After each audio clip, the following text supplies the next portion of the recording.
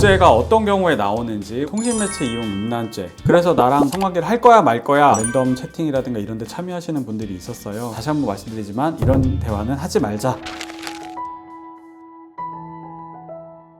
안녕하세요. 법무법인 동주 조원진 변호사입니다. 요즘에 특히나 이거 많이 물어보시는데요. 변호사님, 제가 이런 잘못을 했는데 무죄나 무혐의 나오려면 어떻게 해야 돼요? 뭐라고 진술해야 돼요? 이런 얘기들도 많이 하세요. 그래서 무죄가 어떤 경우에 나오는지, 우리 법원은 어떻게 보는지 이런 것들을 조금 시리즈로 만들어서 좀 얘기를 해보려고 하는데요. 오늘은 첫 시간으로 통신매체 이용 음란죄 이런 것들 좀 얘기를 해보려고 해요. 사실 저희 유튜브 채널에서는 통신매체 이용 음란죄, 우리가 보통은 줄여가지고 통매음 이렇게 부르는데 이 주제는 처음 얘기를 하는 것 같아요. 일단은 법상으로는 자기 또는 다른 사람의 성적 욕망을 유발하거나 만족시킬 목적으로 전화, 우편, 컴퓨터 등 통신매체를 이용하여 성적 수치심이나 혐오감을 일으키는 말, 음향, 글, 그림, 영상, 물건을 상대방에게 도달하게 한 사람에 대해서 처벌하고 있습니다.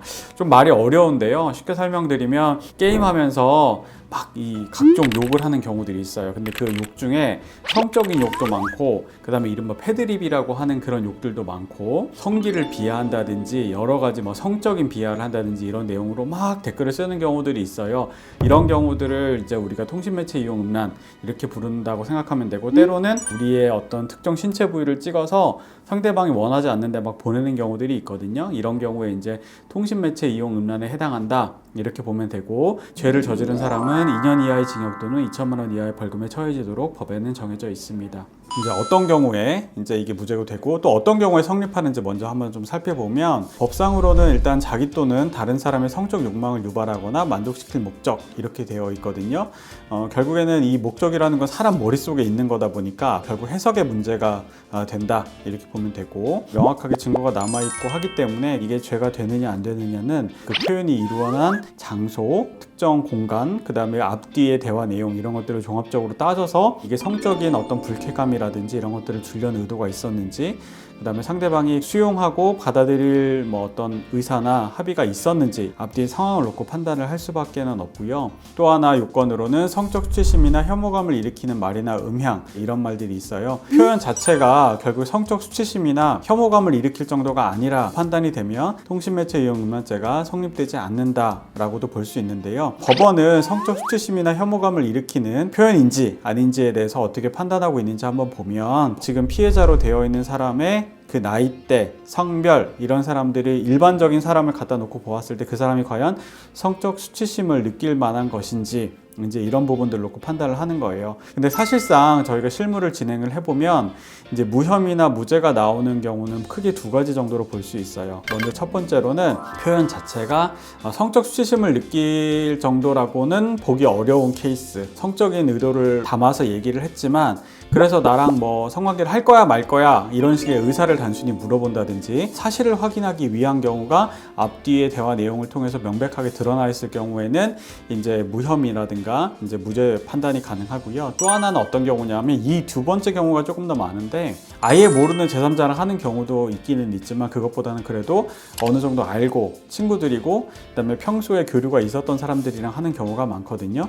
그러면 그 대화가 있기 한참 전에 상대방이 우리한테 음란한 얘기를 하는 경우도 있고, 그다음에 그 이후에 음란한 얘기를 하는 경우도 있고, 또 때로는 우리가 음란한 얘기를 했더니 오히려 상대방이 불쾌하기보다는 장난을 친다든지 이런 얘기들이 있다 그러면 통신매체 이용 음란에 대해서는 무혐의 또는 이제 무죄 판단을 하고 있습니다. 실제로 이제 저희가 진행했던 사건 중에서도 이제 특정 어플을 지금 말씀드리기는 어렵지만 랜덤 채팅이라든가 이런 데 참여하시는 분들이 있었어요. 근데 그걸 이용하셨던 우리 의뢰인 같은 경우에는 갑자기 이제 잘 얘기를 하다가 시간이 지나서 통신매체 이용 음란으로 고소가 됐다라고 이제 연락을 받으셨고 저희한테 이제 도움을 요청하셨는데, 관련된 내용을 살펴보니까 이제 여러 가지 좀 주장할 부분들이 있었어요. 첫 번째로는 뭐였냐면 그 해당 어플의 특성에 대해서 얘기를 했었는데, 음란한 말, 대화, 그 다음에 사진, 영상 이런 것들을 주고받는데 좀 특화된 어플들이 있었고, 가입해서 이용하는 사람들 자체가 어느 정도의 음란한 말과 영상 이런 것들을 서로 주고받는 거를 스스로 수용하고 예상을 하고 들어왔다라는 부분. 그 다음에 두 번째는 뭐냐면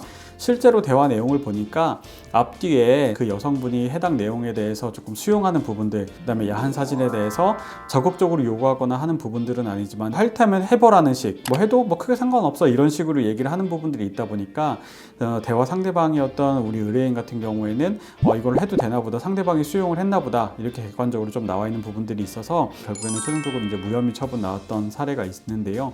만약에 음란한 말을 서로 주고받았는데 어느 순간 상대방이 일방적으로 통신매체 이용 음란으로 신고를 했다. 그런 경우에는 그 대화했던 내용들을 지우거나 그러면 절대 안 되고, 상대방이 임의로 대화 내용을 지우면 우리 쪽에서도 확인이 안 되는 경우들이 많이 있잖아요.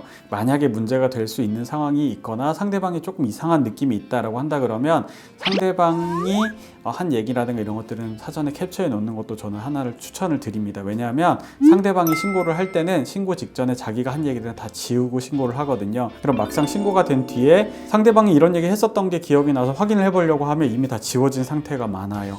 그래서 그런 부분들 기억을 해 두시고, 다시 한번 말씀드리지만 이런 대화는 하지 말자, 이렇게 좀 정리해서 말씀을 드릴게요.